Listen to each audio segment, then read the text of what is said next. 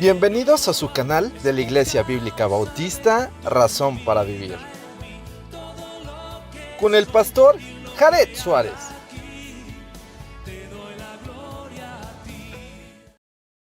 Bienvenidos a su canal de la Iglesia Bíblica Bautista, Razón para Vivir. Me da mucho gusto poder acompañarles nuevamente y seguimos en nuestro estudio en la primera carta a los Corintios, capítulo 15, versos 26 al 28. Vamos a leer estos textos y vamos a analizarlos.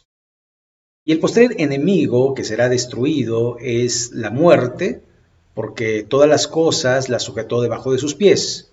Y cuando dice que todas las cosas han sido sujetadas a él, claramente se exceptúa aquel que sujetó a él todas las cosas. Pero luego que todas las cosas le estén sujetas, entonces también el Hijo mismo se sujetará al que le sujetó a él todas las cosas, para que Dios sea todo en todos. Vamos a orar a nuestro Dios. Señor y Padre nuestro, gracias porque tenemos tu palabra, tu bendita palabra, la cual nos ayuda a poder entender lo que quieres en nuestra vida y lo que no quieres. Y Señor, que pues nos dé sabiduría para poder conducirnos, para poder someter nuestra carne y reaccionar en toda circunstancia como tú quieres, para darte la gloria y la honra. Señor, bendice este tiempo, guíanos a través de él, ayúdanos a poder crecer. Te lo pido en el nombre de Jesucristo. Amén. Muy bien, entonces, y el postrer enemigo que será destruido es la muerte. Y entonces, lo que nos está diciendo aquí el apóstol Pablo es que la muerte en un momento determinado va a ser destruido. Y ustedes saben la historia que al final del milenio, Apocalipsis nos dice que Satanás y la muerte fueron lanzados al lago de fuego ardiente. Entonces, a partir de ese momento se acabará la muerte, no habrá más muerte. Y esta es la esperanza del cristiano, de que pueda vivir para siempre con el Señor. Y de eso se está tratando este tema, porque está hablando de la resurrección, porque algunos se atreven a decir que no hay resurrección de muertos, y por lo tanto el apóstol Pablo quiere de alguna manera hacernos entender que si no hay resurrección, vana es nuestra predicación y vana también nuestra fe. Entonces necesitamos saber que si vamos a creer en algo que es vano, pues realmente estamos perdiendo el tiempo. Pero si es algo que permanece y es algo que está escrito en la palabra de Dios y que lo hemos visto a través de la historia del mundo, cómo el cumplimiento de las escrituras se ha dado de una manera tan precisa como un reloj que está finamente ajustado para que pueda dar la hora en el tiempo y en el momento exacto. La profecía de alguna forma tiene que ver con Dios, con su pueblo y ahora con su iglesia. Sin embargo, es cuando Dios quiere, no es cuando nosotros queremos, no es cuando nosotros pensamos, no es cuando nos parece, es cuando Dios quiere. Entonces, en algún momento determinado, ya lo dijo el Señor en su palabra, la muerte y Satanás serán lanzados al lago de fuego ardiente para lo que resta de la eternidad.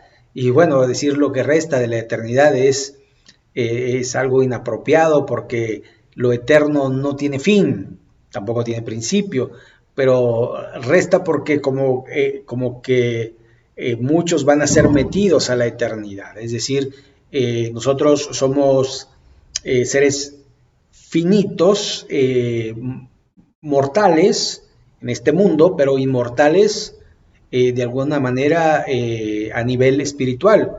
Nuestro cuerpo va a perecer, nuestra alma, nuestro espíritu va a permanecer por la eternidad, ya sea que sea en el tiempo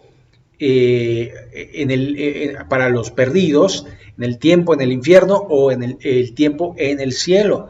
Entonces allí va a ser en el cielo glorioso, pero en el infierno va a ser un lugar de tormento, de dolor, de llanto, de que el Señor Jesucristo lo decía con claridad, el lloro y el crujir de dientes. O sea, va a ser un lugar terrible, espantoso, al cual pues deseamos que nadie vaya, ¿verdad? Nosotros quisiéramos que todas las personas vinieran al arrepentimiento y fueran salvas, y el camino es Jesucristo.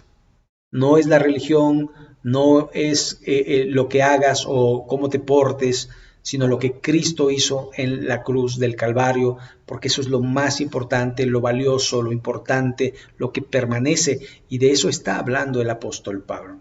El verso 27 dice, porque todas las cosas sujetó debajo de sus pies. Aquí tenemos este salmo, el Salmo 8:6, que dice de esta manera: le hiciste señorear sobre las obras de tus manos, todo lo pusiste por debajo de sus pies. Y esto hablando de Cristo como el gobernante de todo, pero ha sido el Padre el que se lo dio, y de alguna forma Él lo reitera continuamente, que no hace nada si no es por el Padre, que Él no dice nada si no es por el Padre, y Él está siempre en constante comunión y en comunicación con nuestro Padre Celestial. Entonces, allí encontramos a Jesús, ¿verdad?, dependiendo de Dios, pero Dios entonces le ha dado un nombre que es sobre todo nombre, para que en el nombre de Jesús se doble toda rodilla, y dice que Él creó todas las cosas, sean dominios, sean principados, sean potestades,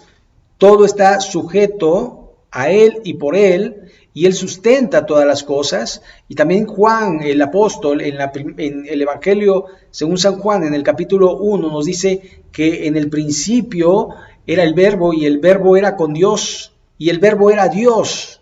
Y dice, por medio de Él fueron creadas todas las cosas.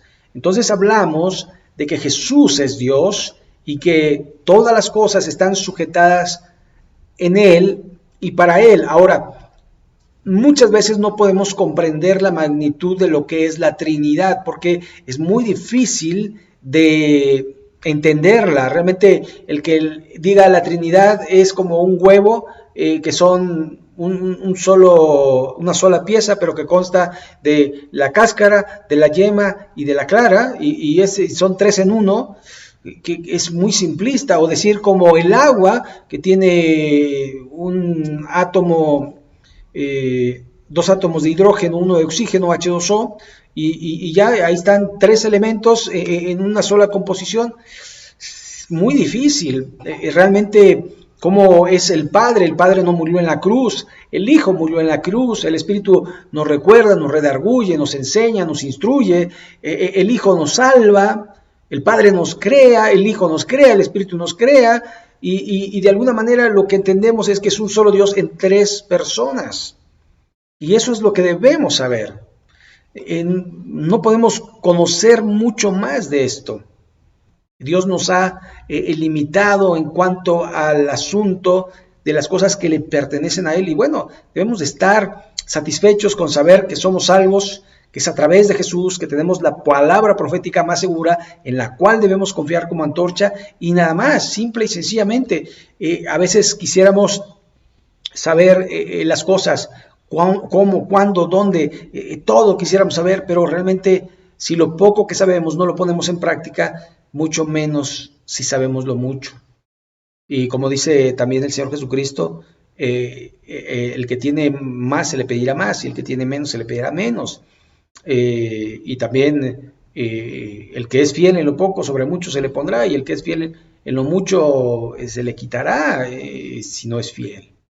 Entonces necesitamos saber que todo tiene un sentido, y que Dios sujetó todas las cosas debajo de sus pies. Cristo reina porque es el Rey de reyes y Señor de señores.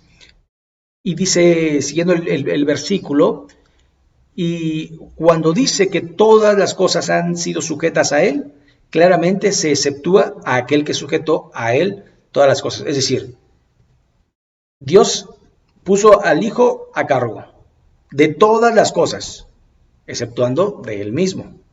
¿Sí? Entonces, esto es como un poco lo que serían los niveles, lo que serían los rangos.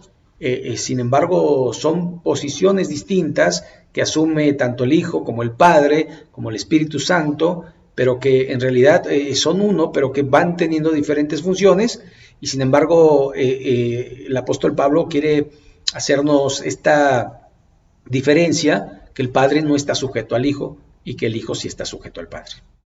¿Sí? Verso 28.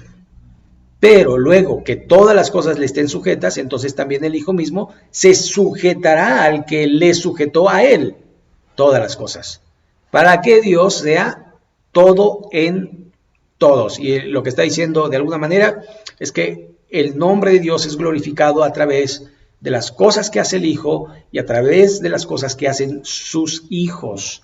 Esto es muy importante porque nosotros podemos glorificar a Dios a través de nuestras acciones, a través de nuestro obrar, y necesitamos pensar que todo lo que hagamos, de hecho de palabra, puede ser para la gloria de Dios, pero tiene que ver también la actitud que tomemos referente a las cosas, cómo hacemos las cosas, por qué hacemos las cosas. Y es que muchas veces o lo hacemos por obligación, o lo hacemos por compromiso, o lo hacemos por un precio, o lo hacemos porque no nos queda de otra, pero nunca pensamos en glorificar a Dios en las cosas que hacemos. Queremos hacer las cosas para ser vistos, para ser alabados, para que nos llamen como a los fariseos, rabí. Pero en realidad debemos de hacer las cosas para glorificar el nombre de Dios. Y eso es lo que hace Cristo, siempre glorificando a Dios. Siempre decía una palabra que el Padre le daba, siempre hacía una obra que el Padre le pedía, siempre estaba en esa comunicación entre el Padre y el Hijo, de tal manera que el Padre no hacía nada sin el Hijo y el Hijo sin el Padre, y ahí estaban verdaderamente en una plena comunión. Y eso es lo que nosotros debemos aprender, sujetarnos a Dios y decirles: ¿qué quieres que yo haga? ¿Qué quieres que no haga? ¿Qué quieres que yo diga? ¿Qué quieres que no diga? Y estar sujetos a su presencia, porque Él está con nosotros todos los días, y recuerde, hasta el fin del mundo. Hasta el fin del mundo. Y el mundo se acerca a su fin, pero mientras llegamos a ese fin, glorifiquemos a Dios, glorifiquemos a Dios. Eso es lo que Él quiere que hagamos, glorificar su nombre, y glorificar su nombre es propagar su nombre, es vivir para su nombre y hacer las cosas en su nombre para la gloria y la honra de nuestro bendito Padre Celestial. Así que, pues aquí le vamos a dejar el próximo texto, el verso 29, va a ser complicado, perdón, me falta el 28, pero luego que todas las cosas les están sujetas, entonces también el Hijo mismo se sujetará al que lo sujetó todas las cosas, para que Dios sea todo de todos. Ya lo habíamos visto, pero aquí hay una parte sumamente importante, para que Dios, es el propósito, el para que Dios sea todo en todos, es decir, que Dios salve a los muchos que se pierden, y para los salvos, ¿verdad?, Dios sea su Padre y tenga esa comunión perfecta, y no así con los no creyentes. Ahora sí, llegamos al final de este pequeño estudio. Espero que sea de bendición para su vida. Ya sabe, si quiere preguntarnos algo, motivos de oración, abajo en los comentarios puede hacerlo. Que Dios le bendiga, y si Dios lo permite, estamos el domingo subiendo videos, y los miércoles. Que Dios les bendiga, gracias, y nos vemos en el próximo. Bendiciones.